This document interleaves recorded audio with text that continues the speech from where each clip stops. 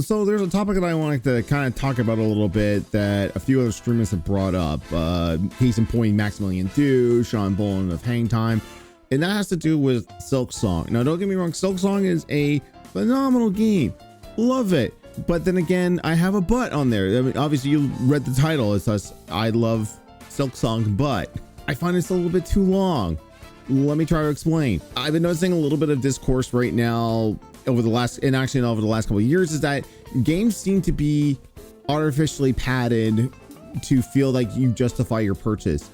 Now with Silksong, that's not even the case, because I'm going to just show you a little screenshot. So this is the current map I have with my 6.5 hour in-game time playing Silksong, and so far no complaints.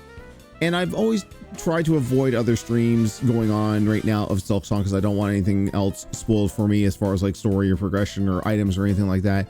But I had to kind of keel over and, you know, watch some streams to see what was going on. And then I see someone pull up the map and I see this. And I'm like, God damn, that's a huge map. For Metroidvania, that's a huge map. And I look at the completion, and some people, like, they're averaging between 20 to 40 hours of gameplay on this. I don't know, like, I kind of have to stamp my foot down and say, I think that's a little bit too much. And Bolin kind of exacerbated this on some of his streams when he was playing. Like, he really loves Silksong, really loves it. But near the end, he's starting to hate it, basically because of the map design and the amount of backtracking you have to do. Now, Metroidvania's backtracking goes hand in hand. You can't have one without the other. You have to backtrack in some places. Either when you get a new ability, you need to go get another item or another weapon. The way that the devs have done this, I think, is a detriment, because I look at this and I'm like, I don't know if I want to keep playing this game if it's going to be this much of a time sink. And then it got me thinking about other games that had this. So again, like, and I'll link to everyone's videos and streams about the subject down below. But I was watching Maximilian's video about stuff like this. It's not just about like game length. It's just the fact that there's like a lot of games coming out and he just doesn't have time to play it. And I think he mentioned too that he finally went to go play the original Hollow Knight, which I still love the original Hollow Knight myself too. I think it's a fantastic game. And I think with like Silksong, it's like, okay, we can do this, but let's like quadruple everything. And sometimes that can be a detriment, because I've noticed in like a lot of franchises now, their idea is just more, like, you know, it's just more open world, more side missions, more main missions, more items, more collectibles, more everything. And it gets to the point where it's just like, am I cheapening my experience if I'm not doing everything, or can I just get by doing the bare minimum? But what is considered the bare minimum? And I felt like that too when over the last couple of years when I got my PlayStation 5 and I finally booted up God of War Ragnarok. I loved God of War 4 on the PlayStation 4. I thought it was phenomenal. But like Ragnarok, there was at a time that I was like looking at the watch that's not on my wrist going, okay, are we about ready to wrap this up? I think I did 3 side missions in Ragnarok. And I was like, I'm never going to get this game done unless I power through it. And I powered through it.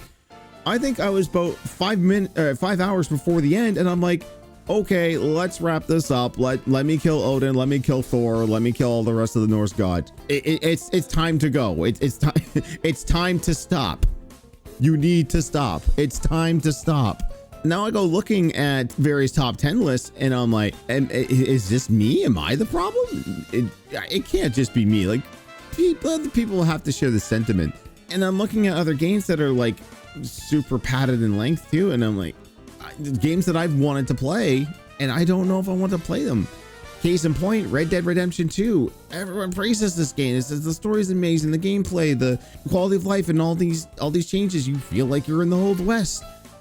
And now I look at like articles that say, oh, the padding is this and the length of this, and I'm like, I don't know if I want to play this anymore. I think I might finally keel over and watch someone's LP of it. And that sucks because I kind of want to do it myself, but not at the expense of, this is going to be a massive time invested. And I don't even have enough time as it is. I work 40 hours a week, IRL, and then I have maybe a few hours a night just to live stream, and I'm playing different games for a live stream that, imagine if I tried to live stream some of these games, these would never get done.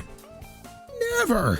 One of the other ones that come up, and a lot of people have told me that they really would like to see me play, and they talk about the series as well, is Persona, and specifically Persona 5. But I'm looking at like just like the minimum hours, and it's almost like 80 to 100. And that's not even if you want to romance every single character and do all the schoolwork and all the other busy work. I'm like, I don't think I ever want to play this game. I'm not saying it's a bad game. I'm just saying that I don't think I'll have the time investment for it. And then there's been some games that I've like thoroughly enjoyed over the last couple of years that have been, I feel, are artificially padded, and I think took up a lot of time. I will say case in point, Final Fantasy VII Rebirth. Fantastic game. Love it. Love all the aspects of it. I wish it was shorter. I haven't even completed everything. I haven't done all the King's Blood quests. I haven't done 100% all the side quests. I did a good majority of them. Like, I cleared out a lot of the bullet points and all the Chadley stuff and most of the simulation stuff. I was at 90 hours before I actually hit end credits. That kind of scares me with Reunion or Revengeance or whatever they're going to call part 3 of the remake.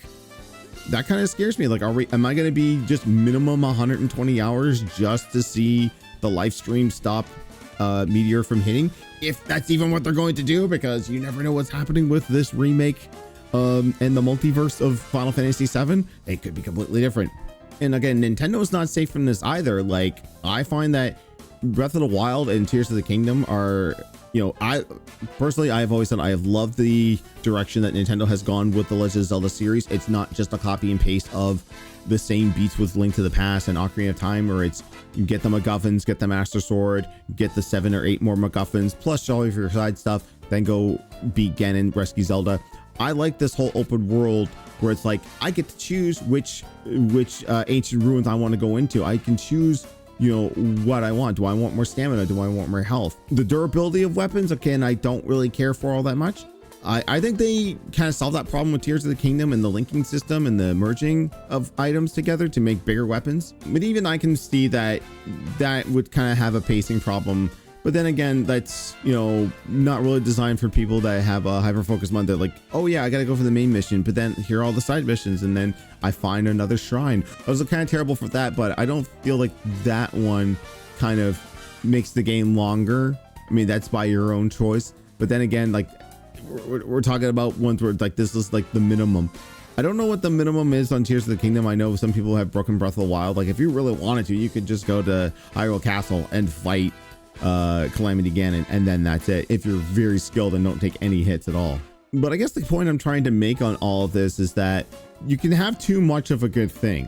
Like, I would love to try and go back in Silksong. I don't think I'm going to go back to these with 6 hours in. Like, it's not gripping me as much as Hollow Knight did. And the fact that, like, I look at that map and it's just massive. I find it's like way too big. I'd rather go try and play some other Metroidvanias. I know Gal Guardians has just had another Metroidvania that released, Record of Lacoste. I've been looking into, there's also Chronicles of the Wolf I just saw announced. I don't know if that's a full-blown Metroidvania or is that just a straight up Castlevania clone, but I'm interested in that as well. I just, like, there's so many other things that are just popping up. And of course, Devolver Digital has me hooked with Ball Pit right now, and that's occupying all of my time. I guess what I'm trying to get at to game devs is just like, I like your games. I'm not in love with the length of the games. Like, if you can give me a good 12, 13 hour experience, I would be happy. And the thing is too, like no shot at the devs for Silksong. They're giving you a lot of value for your buck. Silksong is a $20 game. If you're going to get 20, 40 hours out of that, great. I don't necessarily want 20, 40 hours of that style of game. So I don't think I'm going to have it. Just like with Ragnarok, I can find, despite the other flaws I have with it, obviously with Mimir basically telling you how to solve the puzzles the second you get into there. But I do, like, if that game was like 10 to 12 hours shorter than it was, I would be still immensely happy. But I find the fact that, like, even with the side quest there, like, it was going to take upwards to 30 to 40 hours to beat for an action adventure game like that, or character action game. I feel that's a little bit too much. Like, you can have a fantastic game, but scale back on the time. And I hope some devs can take this to heart. I mean, obviously at the end of the day, do what you want to do, play what you want to play. I'm just giving you my opinion and take that for what you will. But I kind of agree with Max and Sean Bolin on this stuff where it's like, I wanted to love Silksong, but just I feel the artificial inflation of the world map and its gameplay elements, I don't think warranted me continuing to play it. I might pick it up every now and then in a casual sense, but as a full-on, like, on my own playtime, I don't think I'm going to be putting much more time into Silksong at this point. All right, so I wait for your yelling and vitriol in the comments below. Again, I don't usually make videos like this, but I felt like with the statements that Max had made and Bullen has made, I kind of want to mirror what my experiences is on that. They may not be yours, and hey, that's okay too. But I just want to come off this video and just say, like, hey, I think games are getting a little bit too long, especially Silksong. Maybe bring it down a little bit. But of course, what do you guys think? Am I just talking out my ass, or do you feel the same way as I do? Let's have a conversation in the chat. Don't forget to like, comment, subscribe, hit the bell notification, do all those things YouTube tells us to do. Till then, I'm Johnny Chase, and I got more games to play that are hopefully not 30 to 40 hours. I'll see you in the next one.